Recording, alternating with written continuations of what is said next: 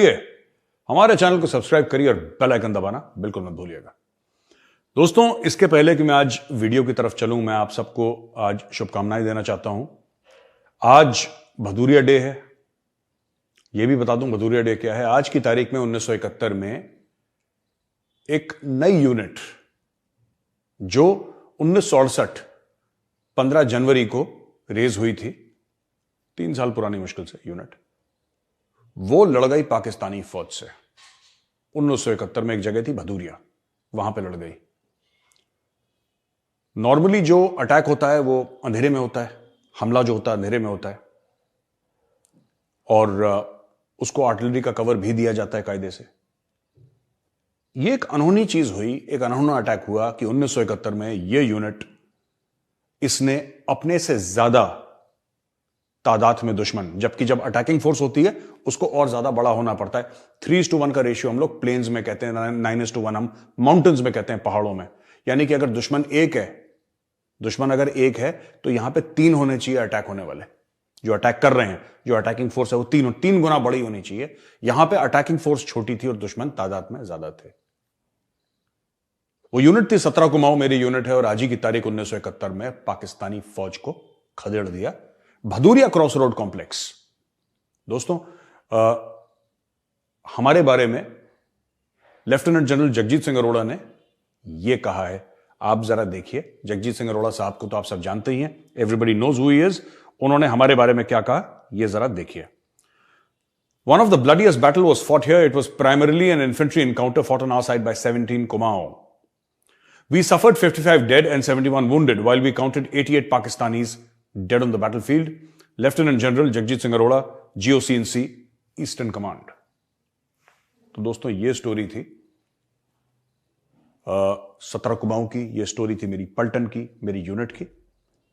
तो आप सब को कालिका माता सुरक्षित रखे, संपन्न रखे, और उन वीरों के लिए जिन्होंने देश के लिए अपनी जान दी, पलटन के लिए, कुमाऊं रेजिमेंट के लिए, फौज के लिए, आपके लिए और मेरे लिए अपनी जान दी, उन सबको हम नमन करते हैं, उनको याद करते हैं। कालिका मां का आशीर्वाद उन पे और हम सब पे बना रहे। दोस्तों, आज का वीडियो है बड़ा इंटरेस्टिंग, और मैं चाहता हूं कि आप लोग ध्यान से सुने जो 2-3 खबरें आज की हैं। अच्छा, ये स्टोरी जो है, कर्ट कैम्बल है, व्हाइट हाउस का एशिया कोऑर्डिनेटर। उसने कल एक बयान दे दिया और यह बोला कि India is the most important bilateral relationship for the United States in the 21st century. India will not be an ally of the United States but will be another great power. ये inverted commas में कहा है। The fact is, I don't know of any bilateral relationship that is being deepened and strengthened more rapidly than the United States and India over the last 20 years. India has a unique strategic character. It will not be an ally of the United States. It has a desire to be independent, powerful state, and it will be another great power. But I think there are reasons to believe that our strategic alignment is growing across the board in almost every arena. कहने की बात यह है कि Kurt Campbell जो white house में काम करते हैं, उन्होंने ये बोला है कि भारत जो है ना, ये अमेरिका का, जिसको कहते हैं ना कि जैसे एलाई बन जाता है, साथी बन जाता है, ये साथी नहीं बनेगा। भारत अपने आप में एक शक्ति बनेगा। भारत अपने आप में एक शक्ति बनेगा। और यह व्हाइट हाउस से एक बड़ा बयान आया है कि जिस तरीके से भारत ग्रो कर रहा है, जिस तरीके से भारत अपने आप को पोजीशन कर रहा है, भारत चाहता है कि उसकी विदेश नीति खास तौर से स्वतंत्र हो, इंडिपेंडेंट हो।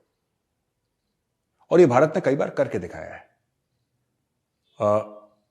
यूक्रेन में सिर्फ भारतीय नहीं आते पढ़ने के लिए दोस्तों। बाकी ठीक है, भारत तेल खरीदता है, भारत S-400 खरीदता है, अमेरिका से भी फायदा उठा रहा है, ये सब जो स्टोरी है ना, ये ठीक है। पर अगर भारत रशिया और यूक्रेन को यह कह सकता है कि दोस्तों, हमारे स्टूडेंट्स हैं, हमारे विद्यार्थी हैं, जिनको, क्योंकि आपके देश में लड़ाई हो रखी है, इनको निकलना है यहां से, युद्ध विराम कीजिए, और दोनों पार्टियां युद्ध विराम करती हैं भारत के कहने पर। इसके बारे में डिस्कशन नहीं हुआ जितना होना चाहिए था। लोग अक्सर कि भारत तेल भी ले रहा है, ये भी ले रहा है, लोग इन चीजों पर ज्यादा ध्यान देते हैं। मैं तो कहता हूं कितनी बड़ी बात है, 2 देशों के बीच में युद्ध चल रहा है, खुला रॉकेट मार रहे हैं, मिसाइल मार रहे हैं एयरक्राफ्ट से, एक दूसरे के ब्रिजेस, बिल्डिंग्स, स्ट्रेटेजिक लोकेशंस को टारगेट करा जा रहा है, इंफ्रास्ट्रक्चर को। और यहां बीच में भारत दोनों देशों से रिक्वेस्ट करता है कि देखिए आप हमारे दोस्त हैं, हमारे विद्यार्थी फंसे हुए हैं, लड़ाई रोक दीजिए, इनको निकलने दीजिए, फिर आपको जो करना है करिए। और दोनों देश, रूस और यूक्रेन, जो कि एक दूसरे के, जिसको कहते हैं ना कि एक दूसरे के गले पे हाथ डाल रखा है इन्होंने, मरने मारने पे उतारू, वो भारत की बात मानते हैं। कितनी बड़ी बात है। ये क्रेडिबिलिटी से आता है। ये चीजें ना कमानी पड़ती हैं, ये ऐसे नहीं आती कि अमेरिका आपको सपोर्ट करता है इसलिए। अमेरिका से बोलो आप हमें क्या सपोर्ट करते हो, आप एक काम करो ना, आप रोक दो 4 घंटे के लिए लड़ाई। आप बोल दो, पुतिन से बोल दो, जेलेंस्की से बोल दो कि जी 4 घंटे के लिए लड़ाई रोक दो। 4 घंटे और 4 सेकंड के लिए लड़ाई नहीं रोकेंगे, हमारे कहने पर रोकी। क्यों? सोचने का विषय है। दूसरा जो पॉइंट है आज जो मैं बताना चाहता हूं कि जॉइंट हाइपरसोनिक व्हीकल ट्रायल्स ये इसरो ने सक्सेसफुली लॉन्च करी हैं। और ये यहां पे न्यूज रिपोर्ट ये कहती है कि Indian space research organisation ISRO on Friday successfully conducted a joint hypersonic vehicle trial along with the headquarters integrated defence staff. ये IDS, headquarters IDS. According to the country's premier space research agency, the joint hypersonic vehicle trial matched with the predetermined targets. अब देखिए साहब, ये hypersonic vehicle इन्होंने, इसरो ने successfully कर दिए और वहां पे आर्मी वाले थे। ये प्लेटफॉर्म है हाइपरसोनिक मिसाइल का, ये प्लेटफॉर्म है हाइपरसोनिक मिसाइल का, इसलिए फौजी वहां पे खड़े हुए थे। IDS के, इंटीग्रेटेड डिफेंस स्टाफ हेडक्वार्टर्स के लोग खड़े हुए थे, फौजी, जिसमें कि आर्मी, नेवी और एयरफोर्स वाले तीनों हैं, वो वहां पे खड़े हुए थे, देख रहे थे। और जो ट्रायल्स हमने करी, वो मतलब जो हमने सोचा था कि ट्रायल से ये नतीजे निकलने चाहिए, वो नतीजे निकले, ट्रायल सक्सेसफुल हुई। लुक फॉरवर्ड टू अ देसी, made in India, 100% indigenous hypersonic missile platform in the near future. ये राजनाथ सिंह जी हैं जो डिफेंस मिनिस्टर, उनका स्टेटमेंट आया कि government accelerated development initiatives in the north east, और जो लुक ईस्ट पॉलिसी है एक्ट ईस्ट पॉलिसी में तब्दील कर दी गई, बदल दी गई। पहले लोग लुक ईस्ट कहते थे, वो कर दिया। अरुणाचल प्रदेश को 44,000 करोड़ दिए हैं, the highest among north eastern states. Assam को 38,000 करोड़, मेघालय को 12,500 करोड़, मणिपुर को 15,499 करोड़, मिजोरम को 6,664 करोड़, सिक्किम को 2,000 करोड़, त्रिपुरा को 12,426 करोड़ और नागालैंड को 3,235 करोड़। इसके अलावा IT और टेलीकॉम फैसिलिटीज के बारे में बात करी गई है, कोने कोने में पहुंचाई जाएंगी जहां पे नहीं है। अरुणाचल प्रदेश 2 लेनिंग हो रही है of a 1,465 kilometre stretch on the frontier highway. ये ministry of road and transport. अच्छा, ये क्यों इंपॉर्टेंट, हम क्यों डिस्कस कर रहे हैं कि इतने पैसे इस नॉर्थ ईस्टर्न स्टेट को दे दिए? बहुत समय से, खासतौर से 1962 के बाद दोस्तों ना, ये एक माइंडसेट आ गया कि यार अगर चीनी अटैक करते हैं तो उनको बॉर्डर के एरिया में ऐसी सड़कें नहीं मिलनी चाहिए कि जो नीचे आने में उनको आसानी मिल जाए, क्योंकि चीनी वही सड़क इस्तेमाल करेंगे और फिर धड़ल्ले से बिल्कुल नीचे आ जाएंगे और हमें अटैक करेंगे। ये एक डिफेंसिव माइंडसेट था। इसके बारे में पहले भी डिस्कस कर चुका हूं। ये एक डिफेंसिव माइंडसेट था, यार चीनी आएंगे, ये करेंगे, वो करेंगे, फिर चलो अपनी खुद की सड़कें बर्बाद कर दो, अपना खुद का इंफ्रास्ट्रक्चर इतना बर्बाद कर दो। तो लोग जो थे वो नॉर्थ ईस्ट के लोग सफर करे थे वहां पे, जो मणिपुर के हैं, नागालैंड के हैं, मिजोरम के हैं, मेघालय के हैं, त्रिपुरा के हैं, अरुणाचल के, they have suffered a lot because of this policy of India. हमारी ये जो पुरानी पॉलिसी थी, चीनी आएगा, चीनी फौज आएगी, वो अटैक करेगी, तो उसके लिए जिंदगी खराब कर दो नॉर्थ ईस्ट के लोगों की, उनका बेड़ा ही गर्क कर दो। तो लद्दाख में भी यही करा था, बेड़ा ही गर्क कर दिया था उनका। अब जाके सरकार ने बोला है कि चीनी फौज आएगी तो हम देख लेंगे, जैसे गलवान में देखा, जैसे डोकलाम में देखा, देख लेंगे। धड़ल्ले से इंफ्रास्ट्रक्चर बन रहा है, धड़ल्ले से टॉप स्पीड पे इंफ्रास्ट्रक्चर बन रहा है। ऐसे ऐसे देखिए, तरक्की तभी होती है जब रोड जाती है। ये मैंने देखा था बस्तर में, जब मैं गया था, छत्तीसगढ़ में बस्तर है, वहां पे दंतेवाड़ा CRPF के साथ में 7-8 दिन था, हमने शूट करा था वहां पे। और वहां पे जो CRPF के ऑफिसर थे, कोबरा कमांडोज जो थे वहां पे, उनके जो ऑफिसर्स थे, उन्होंने मुझे एक बात बताई बड़ी जबरदस्त, क्योंकि उनको एक्सपीरियंस है उस इलाके का, तो जाहिर सी बात है वो एक्सपीरियंस से बोल रहे हैं। वो कह रहे थे कि जहां सड़क जाती है ना, वहां तरक्की जाती है। जहां सड़क जाती है वहां तरक्की जाती है।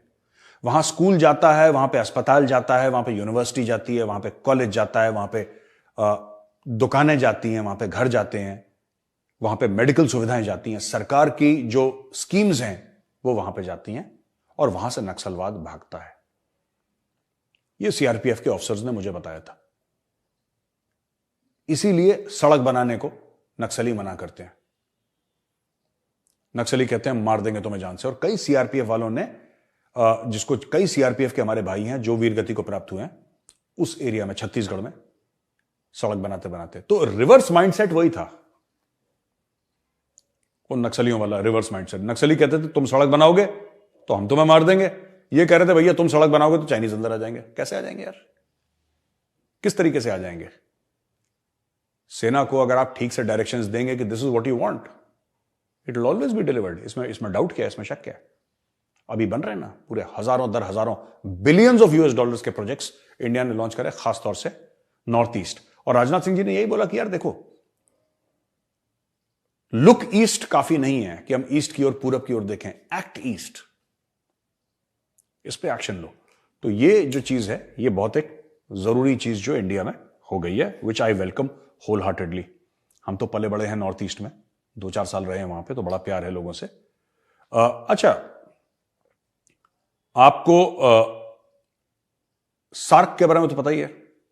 तो शहबाज शरीफ ने सार्क के बारे में यह बोल दिया कि एक जो प्लेटफॉर्म था ना सार्क, साउथ एशिया वाला, तो उसके लिए शहबाज शरीफ पाकिस्तानी प्राइम मिनिस्टर कहते हैं कि बड़ी मिस्ड अपॉर्चुनिटीज हैं और सार्क का अगर हो जाता, क्योंकि इंडिया ने मना कर दिया था सार्क के लिए। मना क्या कर दिया? इंडिया ने बोला कि यार अभी India did not show any particular interest in SAARC. तो पाकिस्तान बड़ा स्पूक हो गया उससे, और पाकिस्तान ने बोला नहीं, Pakistan is ready to play its part for revival of SAARC. SAARC को दोबारा रिवाइव करने के लिए पाकिस्तान अपना किरदार निभाने को तैयार है, अपना रोल पाकिस्तान निभाएगा, ऐसा शहबाज शरीफ ने कहा। तो मैंने कुछ पॉइंट्स नोट डाउन करे थे यार शहबाज शरीफ के लिए, पाकिस्तानियों के लिए।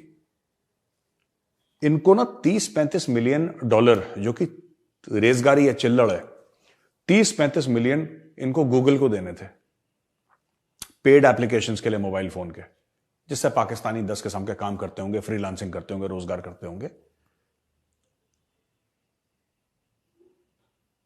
इन्होंने वो पैसे नहीं दिए क्योंकि कहते हैं हमारे पास है नहीं पैसे देने। इन्होंने गूगल को पैसे नहीं दिए 30-35 मिलियन। कराची के पोर्ट में हमने कवर भी करा था कल परसों, कराची के पोर्ट में सब्जियां फंसी हैं, उस सब्जियों के पैसे नहीं दिए, कहते पैसे नहीं है हमारे पास क्योंकि डॉलर में पेमेंट करनी है। एयरलाइंस का भी हमने कवर करा था, एयरलाइंस को पैसे देने हैं जो बाहर की एयरलाइंस है ना, जैसे कतर एयरवेज हो गई, जैसे कि और ब्रिटिश एयरवेज हो गई, कोई भी बाहर की विदेशी एयरलाइन जो पाकिस्तान में ऑपरेट करती है, तो वो कहते हैं कि साहब हमने इतने पैसे कमाए हैं, अब ये पैसा हमें बाहर ले जाने दो, हमें अपने देश ले जाने दो। ये इंडिया में भी यही होता है, चाइना में भी, हर जगह ही होता है। पाकिस्तान के पास डॉलर तो है नहीं देने के लिए, तो उनकी भी चाबी लगा दी कि नहीं बेटा तुम पैसे नहीं ले जा सकते। वो कहते हैं साहब हमारी कमाई है। वो कह रहे हैं जिस मर्जी की कमाई हो, you can not take money out of Pakistan. उन्होंने, पाकिस्तानी ने उसको भी रोक दिया। ठीक है, अब ये झूठ क्या बोलते हैं कि सार्क को हम रिवाइव करेंगे, सार्क जो प्लेटफॉर्म है, सार्क को हम रिवाइव करेंगे। यार सब्जी के लिए तुम पैसे नहीं दे पा रहे, गूगल के ऐप के लिए तुम पैसे नहीं दे पा रहे, एयरलाइन के तुमने पैसे रोक रखे हैं क्योंकि तुम्हारी जेब में पैसे नहीं है। तुम्हें लगता है कि वो पैसे ले गए तो हम सड़क पे आ जाएंगे, सड़क पे हो और सड़क के नीचे चले जाओगे गड्ढे में। अब बातें लंबी लंबी करते हो, रूस से हम तेल खरीद लेंगे, हम रूस से और रूस को पैसे चाहिए यार। इमरान खान भी झूठ बोल रहा था और ये शहबाज शरीफ भी, ये दोनों झूठे हैं। मैं आपको बताता हूं, जो पाकिस्तानी भाई बहन प्रोग्राम सुन रहे हैं, इमरान खान ने भी झूठ बोला था, शहबाज शरीफ भी झूठ बोल रहा है। आपके फॉरेन एक्सचेंज रिजर्व में पाकिस्तान की बात करो, अफगानिस्तान से कम है आज की तारीख में, उनके फिर 8.5-9 बिलियन है, आपके तो 6.5 पे आके रुक गए।